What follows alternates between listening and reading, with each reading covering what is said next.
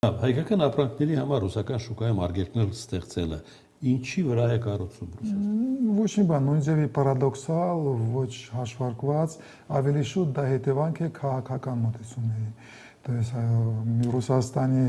Ռուսաստանի քաղաքականության մտահոգությունների վախերի հետևանքով ինքը փորձում է ցույց տալ, որ իրենց երկին կան լծակներ, տնտեսական լծակներ, որ ինքը աշխատացնում է։ Պետք է սպասել նաև էներգետիկ ոլորտում լծակներ, ենթակառուցվածքների վերահսկողության ենթակառ այն բոլոր ուղղություններում, որտեղ Ռուսաստանը ունի ազդեցություն եւ ունի լծակներ, ինքը աշխատացնելու է։ Եվ դա բնական է, Ռուսաստանի ոչն է։ Հայկական Հայաստանի իշխանությունները պարտավոր են դա հաշվի առնել։ Ռուսաստանը միշտ այդպես իրան վարկն է, դա համար այստեղ զարմանալու բան չկա իմ կարծիքով։ Հայ-ռուսական եւ ռուս-ադրբեջանական հարաբերությունները համեմատելի են։ Չէ, իհարկե, Ադրբեջանը անհամեմատելի ավելի մեծ քաշ ունի, քան թե Հայաստանը։ Ադրբեջան-Թուրքիան անհամեմատելի ավելի կարևոր դերակատարներ են, քան թե Հայաստանը։ Մանավանդ այսօրվա Հայաստանը, որ ամեն ինչ անում։ Դրանով էլ բացատրվում է Ռուսաստանի վարքագիծը։ Իհարկե, որովհետև պետք է ուղղակի զուտ հաշվարկ է։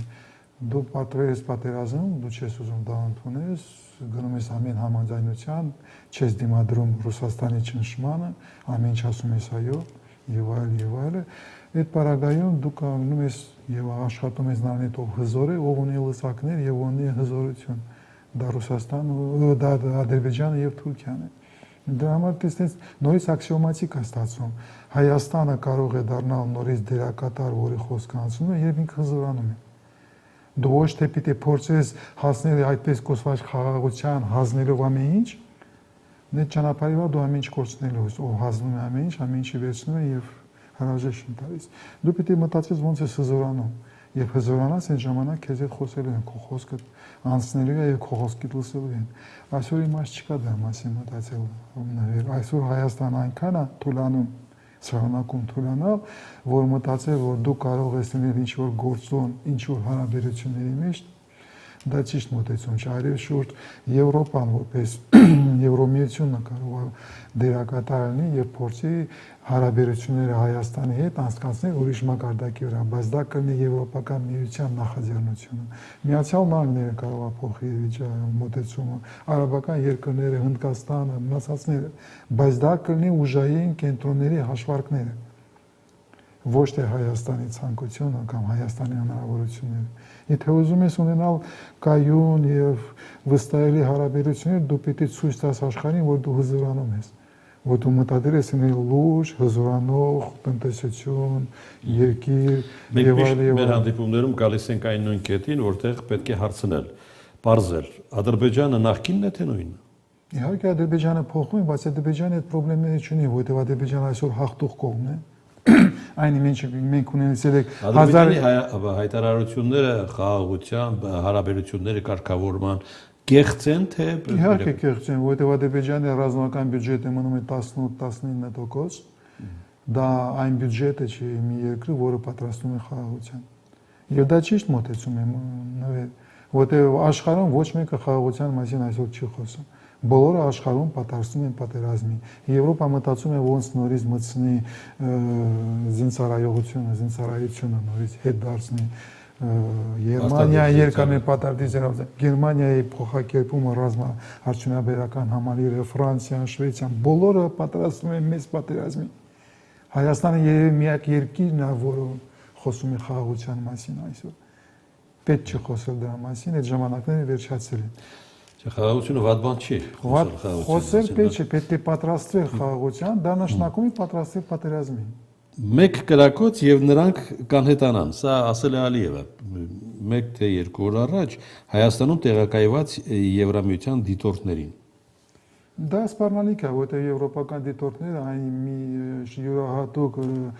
գործոններից են, որը չեզոքացնում են Ադրբեջանի հավանական ագրեսիան։ Դրա համար ինք ուզում են իրանց հանածեն։ Եթե հիշում ես, իհարկե հիշում ես, առաջի օրից երբ իրանք տեղադրել են Ադրբեջանը, Թուրքիան դեմ էին, Ռուսաստանը դեմ էին։ Դրա համար այստեղ նորից լոյալություն չկա։ Ոչ մեկը չի փախելու։ Իհարկե, ոչ մի կրակոց թա Ադրբեջանի իրան թույլ տալ չի։ Մինչև օգոստոսի 8-ի համաձայնագիրը, որից հետո Ես ավելի շուտ մտահոգված եմ Հայաստանի իշխանությունների վարքից։ Ես Ադրբեջանի վարքը այդ հարցում չի հետարկում։ Ռուսաստանի Թուրքիայի վարկն էլ չի հետաքրքրում, ավելի խիստ կասեմ, ինձ միայն մտահոգում է Հայաստանի իշխանությունների վարկը։ Արդյոք իրաք պատրաստ են այդ սպառնալիքների շանտաժին Ռուսաստանի Թուրքիային դիմադրել եւ թողել դիտորդներին։ Դա միայն Նիկոլ Փաշինյանը, բայց օգոստոսի ընտրված իշխանություններից ես նրանցից եմ խուսափում, ոչ թե Ադրբեջանից։ Այնտեղ ամեն ինչ կայուն է, Ադրբեջանը պրոբլեմ չէ այդ հարցերում կարծիքով։ Ադրբեջանի կարծիքը երկրորդական, երրորդական է։ Ռուսաստանը, Թուրքիան, Եվրամիությունը, Միացյալ Նահանգները։ Մայիսի 28-ին ռազմական շքերթ է սպասվում Երևանում, ավարտում ենք։ Հնարավոր կլինի հետևություն անել, որ փուլում է հայկական բանակը այդ շքերթով։ Չէ, չեմ կարծում, որովհետև բանակը դա միայն զինատեխնիկան չէ եւ միայն շերտները չեն։ Ինձ համար ռազմաշերտերի բան չեմ, կողմնակից չեմ ճիշտ ասած, ինձ հետաքրքրում է իրական փոխակերպումները, իրական բարեփոխումները իմ բանակի, որոնք արդեն մենք լայնածավալ ռազմական գործողությունների վերջացել է 23 թվականին, փաստորեն արդեն 4-րդ տարին է սկսում, լուրջ փոփոխություններ, փոխակերպում հայտարարված է, հայեցակարգը ընդունած է, բայց իսկական աշխատանք հողի վրա շատ ու շատ քիչ է անում։ Այն տեմպերով, որը անում է դա, ինչը անընդունելի է ինձ համար։ Մենք այս 4 տարում պիտի արած ենք ահռելի աշխատանք, բայց դա չի անում եւ դա ավելի շուտ քաղաքական ղեկավարության, բարձր ղեկավարության հետևանքն է։ Բարձր քաղաքական եւ ռազմաքաղաքական ղեկավարությունը ցանկություն չունի բանակը փոխել, որովհետեւ գնում են դեպի խաղաղության, որտեղ բանակը պետք չի, ինձ համար դա այնքան անհասկանալի է եւ չեմ ուզում դա կոմենտել դալ կամ մեկնաբանել։ Ինձ համար այդ ամեն ինչը անհասկանալի է։ Խաղաղություններ են բանակով պաշտպանում, բանակը ուզում ես խաղաղություն, պատրաստիր պատերազմի 2000 տարի առաջ է, 3000 տարի առաջ ելներ, եթե ուզում ես խաղաղություն, դու պիտի ունենաս ռազմական ուժեր։ Շնորհակալություն Վարդգար Հրաչյա Արզումանյան, ռազմական եւ անվտանգության հարցերով փորձագետ եւ վերջ այսօր մինչ վաղը նույն ժամին։